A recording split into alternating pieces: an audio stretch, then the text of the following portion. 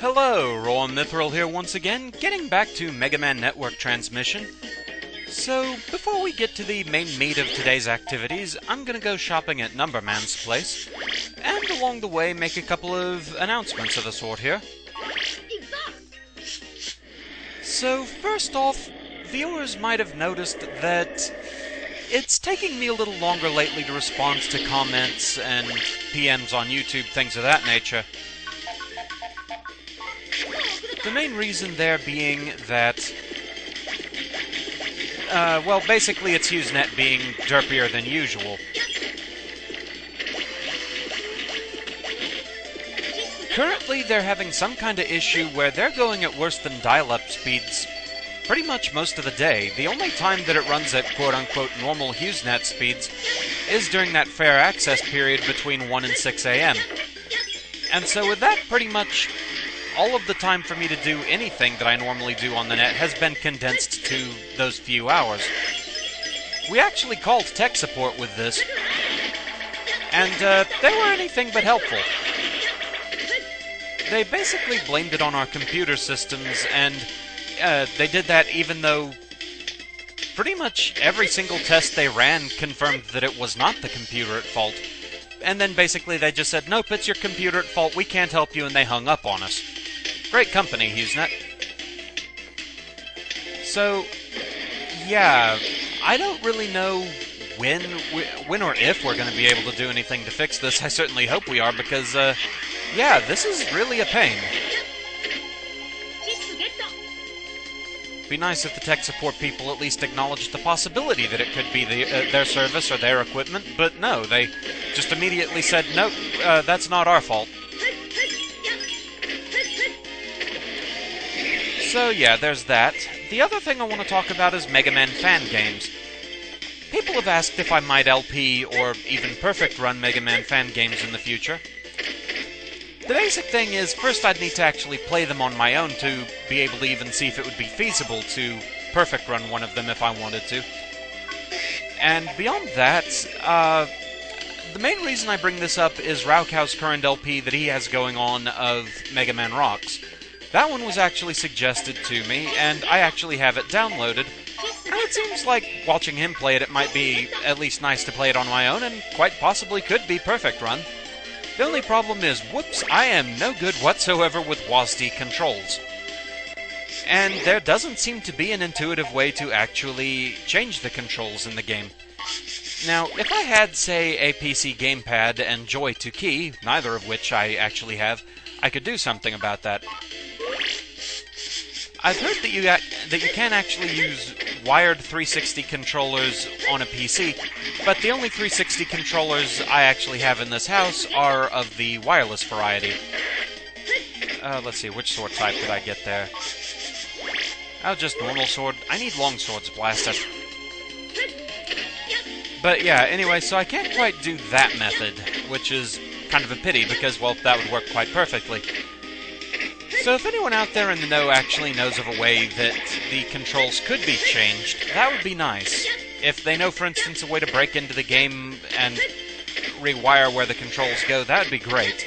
The ideal would be if it was set up like my emulators, where I had movement mapped to the arrow keys, and jumping and shooting mapped to Z and X. That's just a lot more comfortable for me. I don't even remember where they put jump and shoot on Mega Man Rocks. I want to say H and U. That's kind of unintuitive as all get out. Did I get any long swords there? Of course not. I got everything but. But so yeah, if anyone could possibly come up with a way of doing that, that would be nice. Okay, so with that taken care of, it's time for the rematch with Colorman.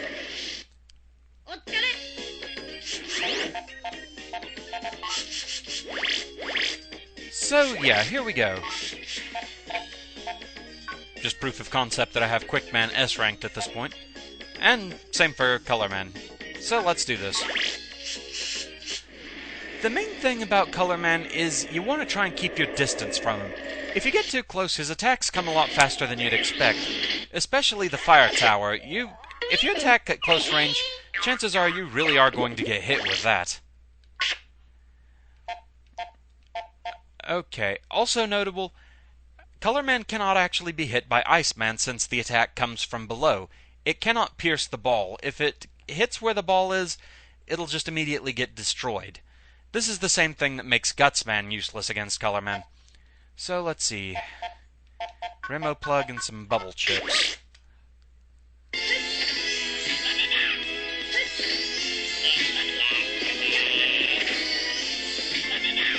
Also, a rather annoying thing of note is that, whoa, well, for one thing, he can apparently fire his ball at different angles. And you have no real warning as to which he's going to do, other than trying to react to that jump. And at close range, that can be a problem. But he still isn't that bad. But yeah, the other thing I was going to point out is that the fire tower has a pretty wonky hitbox on it, so that's a fairly difficult attack to avoid. So what should I get for that? Still just a color ball. Got smacked one time too many, I suppose. So anyway, yeah, it's chip grinding time. I need to get all of Colorman's chips, and also probably going to grind at the arcade for a while. Not the slot machine, though. Yeah, just no. I'm more interested mainly in getting high cannon. That'll be a useful thing to have. So, back after that.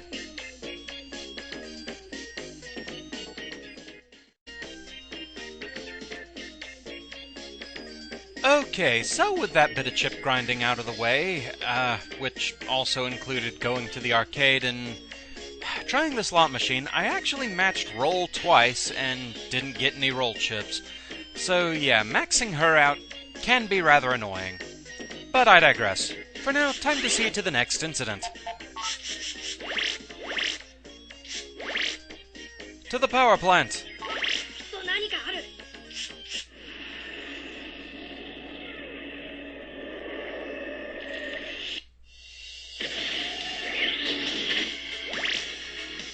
Remember, the battery boxes will always be adjacent. Oh wait, wrong game. Len, this is the power plant. Don't you think it looks suspicious? What looks suspicious? That email. It seems like it might be... well, it has to be a lie. Maybe, but it's not like we have any other clues about the Zero virus. It said it was from a fan of mine. What's so hard to believe about that? Oh, Lan. That's the hardest part about it to believe, if you ask me. Well, anyway, let's check this place out a little. Looks interesting. So, let's get our double jump for exploration purposes. Have high cannon in the folder now, that's rather nice. Probably ought to save Needleman for now. If at all possible.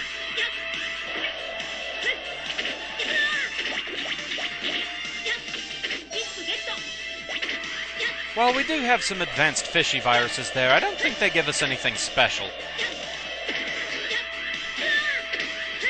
They just are really good at getting in the way. But we do get a backup chip.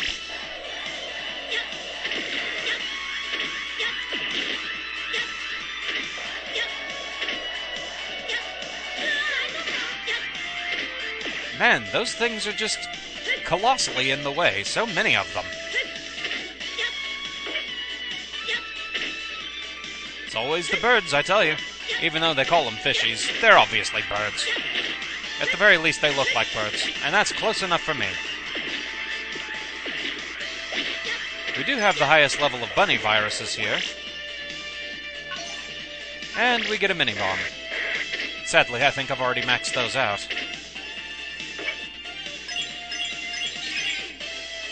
Anything further this way? Doesn't look like it.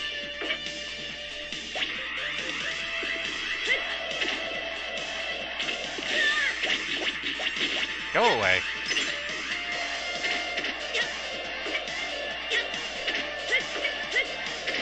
Interesting that they did give the Metar viruses both the Battle Network shockwaves and also the Classic Series triple shot, though. Oh, Bad Bunny.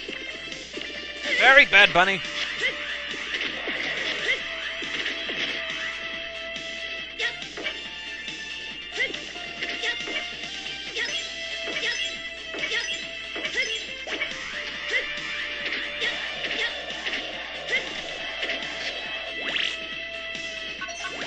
Oh, wide sword. It's never the sword I need. Never. I need long sword, dang it. Wonder if I can get a good angle on that from a lower platform. Well, I hit it, but it didn't kill it. I'm pretty sure that has an advanced form of stone body or what have you.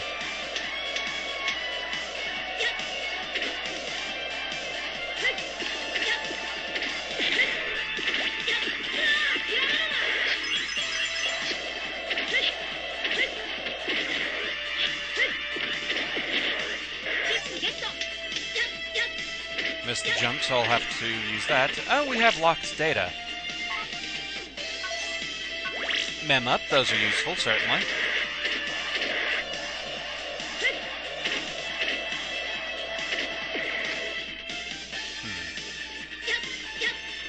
Pesky low ceilings. Power up, though, that's quite nice. Let's go ahead and equip that. Go ahead and finish powering up charge.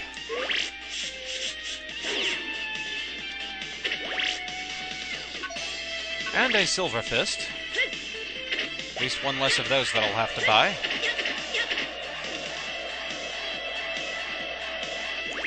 And HP memory. Not a bad haul.